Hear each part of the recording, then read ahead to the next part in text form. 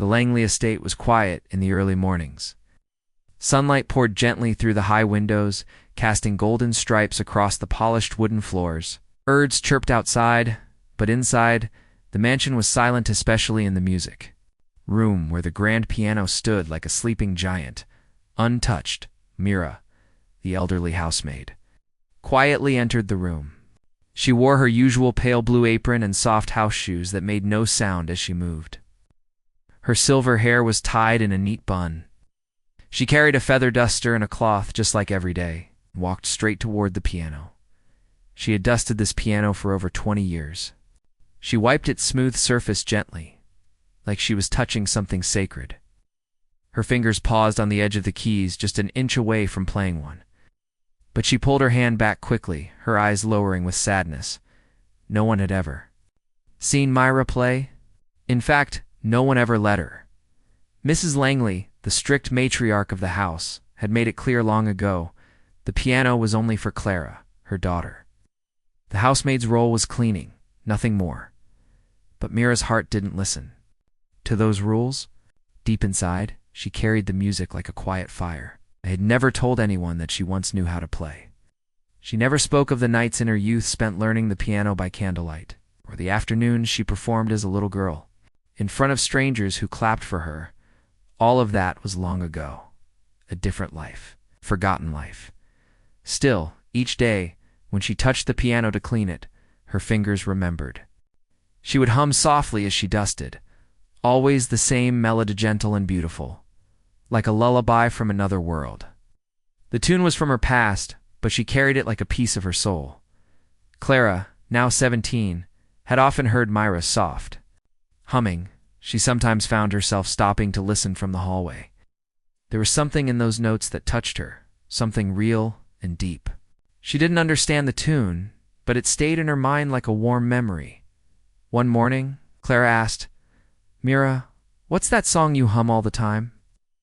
Mira smiled gently and replied, "Just an old tune, something I remember from when I was little." Clara tilted her head. Did you ever play the piano?" There was a long pause. Mira looked at the piano and then back at Clara. "I used to. A long time ago. But it's not for me anymore." Clara wanted to ask more, but something about Mira's quiet eyes made her stop. There was pain there, buried pain. She nodded slowly and left the room, but her curiosity only grew. Later that day, Mira returned to her duties, but her heart felt heavy. The memory of her childhood piano, its chipped ivory keys, and the tiny applause from her mother flooded back into her thoughts. She had given it all up after her mother got sick. At just 15, she left school, left music, and took any job she could to support them. The piano stayed behind in a dusty room she never returned to.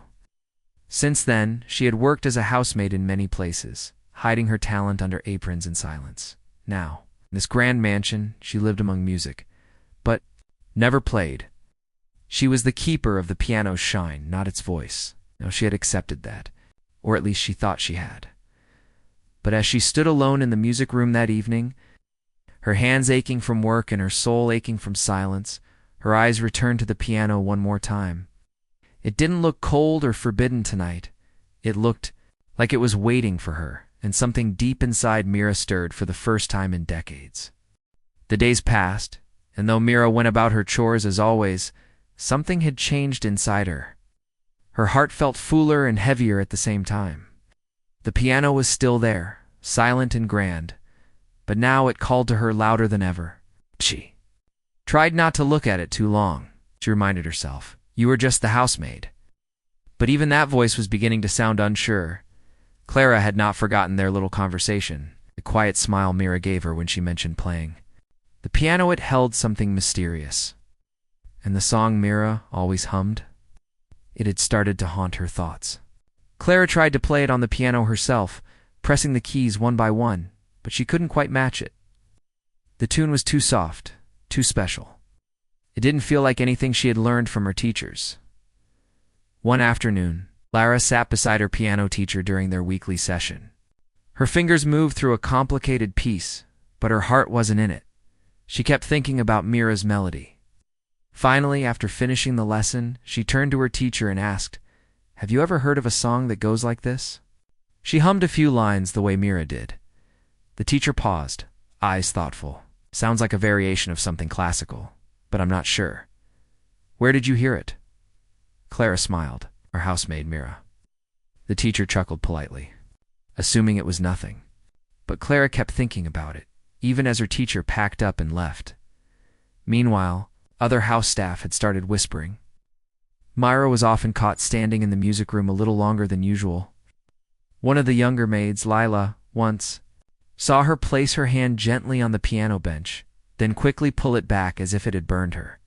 The gardener, Mr. Ellis, shared with Clara how he once saw Myra staring through the window of the town's old music hall many years ago.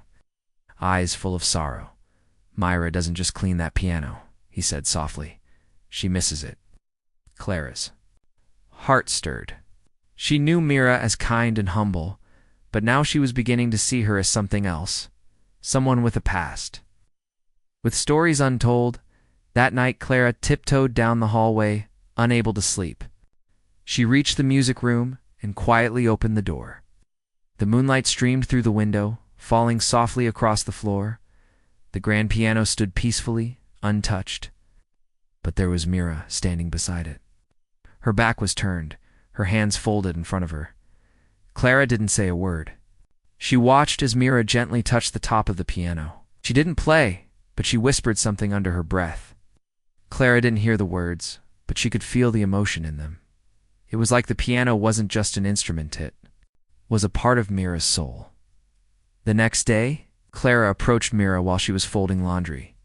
"Mira," she said gently, "if I asked you to teach me your song, would you?" Mira looked up, surprised. "Why would you want me to teach you?" "Because when you hum it, it feels like I'm listening to something real, something that matters." For a long moment, Mira said nothing. Her eyes grew moist, but she wiped them quickly. "I'll think about it," she whispered. That night, Clara wrote in her journal, "Mira hides a piano in her heart, and I think maybe she's ready to open it." The whispers in the hall had turned into something stronger, an invitation to a truth long buried, and soon someone would finally listen. The days grew quieter in the Langley estate, but in Clara's mind, questions grew louder. She couldn't stop thinking about Mira's melody or her strange silence about the past. There was something deep and hidden behind Mira's gentle eyes, something Clara needed to understand. One rainy afternoon, while Mira was out shopping for groceries, Clara stood outside the old servant quarters. She hesitated before stepping inside. Mira's room was small but neat. Few houseplants sat on the windowsill. The bed was tightly made. On a little table sat a teacup and a book of poems. Nothing unusual until Clara noticed a wooden box half tucked under the bed. She pulled it out gently. Inside were memories that Mira had hidden away from the world. Clara's heart pounded as she opened the lid. The first thing she saw was a black and white photo of a young girl, Mira, unmistakably with long dark hair and bright, confident eyes, sitting proudly beside a grand piano. Her hands rested on the keys, and a small smile lit her face. Clara felt a chill run down her spine. Mira had looked happy now, radiant. Next, she found a bundle of concert programs with dates from many years ago. One read, "Evening of Music," featuring Mira Bennett, child prodigy pianist. Clara's eyes widened.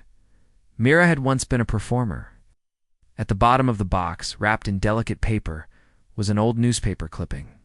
The headline read, "Young pianist disappears from stage, family illness ends, promising career." Clara sat on the bed, silent. She read every line. Mira had stopped performing at just 15 after her mother had fallen ill. She had left everything to care for her family. No one knew where she had gone after that. Clara's hands trembled as she closed the box. She realized something important. Mira hadn't just loved music. It had been her life, her dream. She had given it up completely, without ever asking for anything in return. That evening, as rain tapped gently on the windows, Clara waited for Mira in the hallway. When the housemaid returned, soaked and tired, Clara stood in front of her quietly. "Mira," she said, "I found your music box." Mira froze. Her face turned pale. "I didn't mean to snoop," Clara said softly, "but I had to know. I had to understand who you really are." Mira looked away, her voice barely a whisper. "That was a long time ago. It doesn't matter now." "It does," Clara said firmly. "You were brilliant. You still are." "Why did you stop playing completely?" Mira looked down. "Because life doesn't always let you keep what you love. My mother needed me. Then the years just passed, and I forgot how to dream." Clara's eyes filled with tears. "But the music hits still in you. I can hear it when you hum. Why don't you let anyone else hear it too?" Mira gave a sad smile. "Because I'm not that girl anymore." Clara took her hand. "Maybe not, but she's still inside you. The world needs to hear her again." Mira stood still for a moment. Her heart felt heavy. But there was something soft and healing in Clara's words, like someone had finally opened a door she'd locked years ago. That night, Mira sat alone in her room, the box open on her lap. She looked at the photo, the papers, the memories of a past life. And for the first time in many years, she didn't feel like running from them. She whispered to the picture of her younger self, "Maybe, just maybe, it's not too late." The Langley estate was wrapped in silence that night. Rain had stopped falling, and the garden outside shimmered under the moonlight. Everyone in the house had gone to bed. Lights were off. Doors were closed. But the music room door, for once, stood slightly open.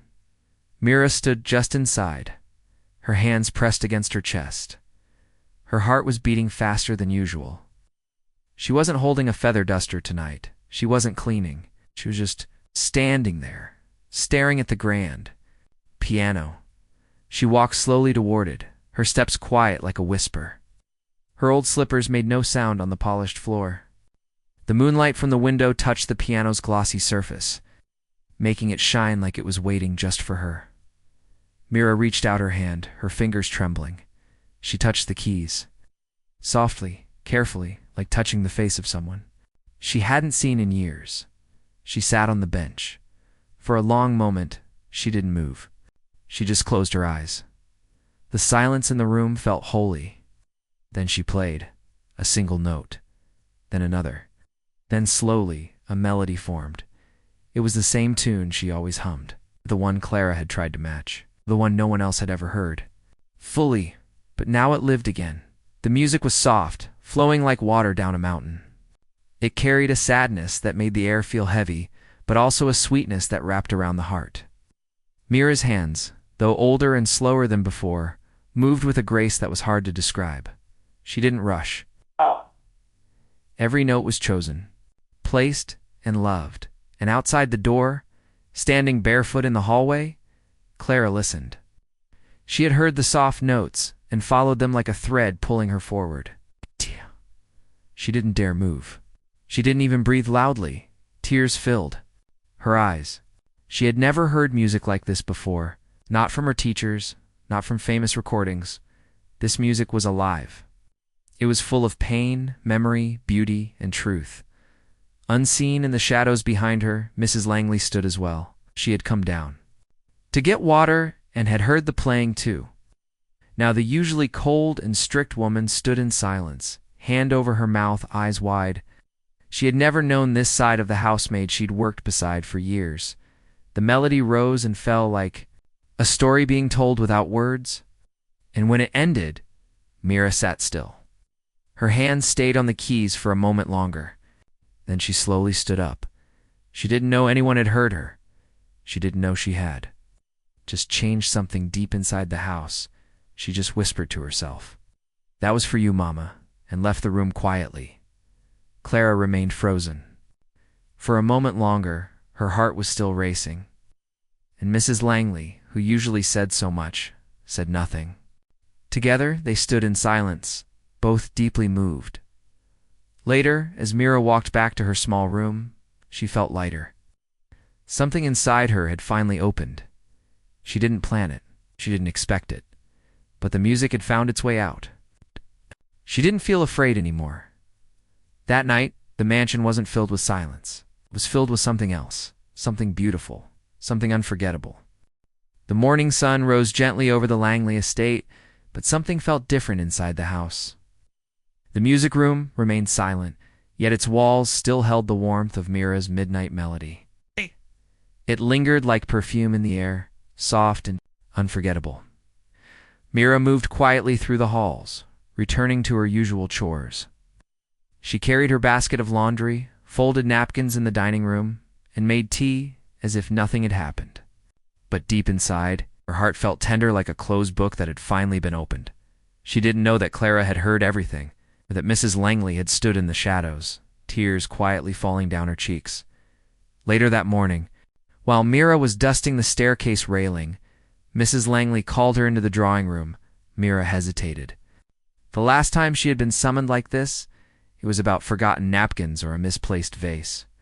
She walked in slowly, her hands wringing the edge of her apron. To her surprise, Clara was there too, sitting silently on the couch. Mrs. Langley looked at her with an expression Mira had never seen before. It wasn't cold, it wasn't angry, it was soft. "Mira," the older woman began, her voice surprisingly gentle. "Last night, you played the piano." Mira froze, her mouth opened, but no words came. "You played beautifully," Mrs. Langley continued, standing slowly. "We heard everything." Mira's eyes dropped to the floor, her voice shook. "I didn't mean to. I'm sorry." "I shouldn't have known," Clara interrupted, standing as well. "You should have. You needed to." "Mira, that was the most beautiful thing I've ever heard in my life." Tears welled up in Mira's eyes. She felt exposed, like a part of her soul had been caught without warning. "I thought it was just a moment, just for me. I didn't mean to trouble anyone." Mrs. Langley walked closer. "You didn't trouble us. You touched us." Her eyes glistened with emotion. "I had no idea you carried something so extraordinary inside you." Clara gently took Mira's hand. "Will you play again? For us, please?" Mira looked at their faces. These were the same people she had quietly served for years, but now they were looking at her with awe, not duty, with admiration, not instruction. I'm not sure I can," Mira whispered. "I haven't played like that in so long. It's like part of me is still broken." Clara's grip tightened. "But that part of you is waking up. I heard it last night." "You didn't just play music, Mira. You told a story without words. You healed something in me and in this house." Mira felt her chest tremble. She had never imagined this moment. Never thought anyone would ask her to play again, especially not the people she worked for. Her hands, though aged and worn, itched to touch the keys again. She nodded slowly. "I'll try." That afternoon, a small group gathered in the music room. Just Clara, Mrs. Langley, and a few staff members who had heard the whispers. Mira sat at the piano once more, this time in daylight. Her fingers hovered above the keys. Then she played. The melody was gentle, flowing like sunlight across water. There was joy in it now, mixed with the sadness. A quiet strength, full of grace and life. Every face in the room was still. Every heart was open. When the final note faded into silence, Mira looked up. There were tears in their eyes. But more than that, there was something even more powerful. Respect. Mira smiled, not out of pride, but peace. The house had heard her, and it would never forget. Clara, unable to resist the beauty of Mira's playing, had quietly recorded her performance that afternoon on her phone. She didn't post it with any intention of making Mira famous. She simply wanted to remember the feeling, the peace, the gentle magic Mira had created in that room. But when she showed the video to her music teacher, the reaction was stronger than expected. The teacher's eyes widened. "Who is this woman?" she whispered, her voice filled with awe. "She's our housemaid," Clara said proudly. "Her name is Mira. She hasn't played in decades." Clara didn't realize that the teacher had sent the clip to a friend who worked at the City School of Music, where many great performers had once trained.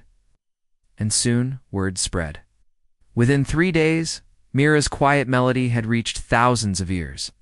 Someone shared it online, giving it the title, The Hidden Soul of a Forgotten Pianist. The views climbed faster than anyone expected. Comments poured in from strangers. She plays like she's telling a story. There's pain in her notes, but also light. I cried. Who is she? At first, Mira had no idea. She continued, folding towels and making tea. But Clara came rushing into the kitchen one morning with shining eyes and a letter in her hand. Mira, she called breathlessly, you won't believe this. Mira looked up from her pot of tea. Happened now? You've been invited, Clara said, placing the letter on the table, to perform at the City School of Music's annual charity concert. They're honoring retired musicians this year. They want you to be the final performance. Mira stared at the paper. Her hands trembled. They must have made a mistake. No, Clara said softly. They heard your soul in the music, just like I did. Mira didn't know what to say. Her thoughts swirled. She hadn't been on a stage in over 50 years. Could she really go back? Could she sit under bright lights with all eyes on her and play? Mrs. Langley entered the room just then, holding Mira's old newspaper clipping. They didn't make a mistake, she said kindly. They just finally heard what we've heard. That evening, Mira sat alone in her room with the invitation in her lap. She looked at the photo of her younger self beside the piano. Can I do this again? She whispered. Her fingers touched the edge of the invitation. She remembered how it felt to perform not for fame, but for love, for her mother, for herself. The next day she agreed. The staff helped her pick a dress deep blue, just like the sky at dusk. Clara cleaned and polished the piano keys at the concert hall ahead of time. Mrs. Langley arranged for a car to take Mira there with dignity and grace. In the days leading up to the event, Mira practiced quietly in the Langley music room. Her hands, though older, found their way back. Her body remembered the rhythm. Her heart remembered the feeling. And every time she finished a piece, Clara clapped with glowing eyes. You're going to be wonderful, Clara whispered one evening. I'm not going to be perfect, Mira replied, smiling. But I will be honest. That's all I have left. And that was enough. The world outside had finally opened its ears to a song that had waited too long in silence. The stage was calling, and this time, Myra would answer. The lights inside the grand concert hall were dim, and the audience sat in quiet expectation. It was a night to celebrate forgotten musicians, people who had once lived with music in their hearts, but had been forced to leave it behind. Among them was Mira, the elderly housemaid whose music had touched thousands without her even knowing. Behind the red curtains, Myra waited in silence. She wore a dark blue gown that shimmered gently under the backstage lights. Her silver hair was neatly pinned, and her hands rested on her lap. They still trembled slightly, but not from fear this time. It was from emotion. Clara stood beside her, holding her hand tightly. You look like you belong here, Clara whispered. Mira smiled softly. I don't know if I do, but I'm grateful to be here. A soft chime rang. It was time. The announcer stepped on stage and spoke into the microphone. Our final performance. Tonight is from someone whose story has moved us all. Please welcome Mira Bennett. The curtains opened. Mira stepped into the light. A hush fell over the audience. Some had already heard her viral video. Others were curious. But no one was prepared for what was about to happen. She walked slowly to the grand piano at center stage. It's the same kind she had cleaned for 20 years without ever touching. Now it welcomed her like an old friend. She sat down, closed her eyes, and then she played. The first note was like a whisper in the wind. The melody was the same one she had hummed in the halls of the Langley estate for years. Only now it had grown deeper, fuller, richer, each key spoke with clarity. Each sound carried the weight of her memories. She didn't rush. The room stayed still, listening with open hearts. Mira's music told her story without using a single word. The joy of childhood, the pain of losing her dreams, the silence she had lived in for years, and now the light of rediscovery. In the audience, Clara sat in the front row, her hands clasped tightly. Her eyes glistened with tears. Beside her, Mrs. Langley dabbed at her cheeks quietly. People in every row leaned forward, drawn into Mira's world, breathless. When she reached the final note, Mira held it gently, just long enough to let it echo. Then her fingers lifted, the hall was silent. Then someone stood, then another, and then the room, filled with the sound of applause, loud, lasting. Full of respect, full of love, Mira stood and bowed slightly, her heart swelling. But the biggest applause came from inside her own soul. She had done something she once thought impossible. She had let the music inside her live again.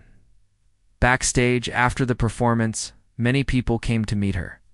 Young musicians, old professors, strangers with tears in their eyes.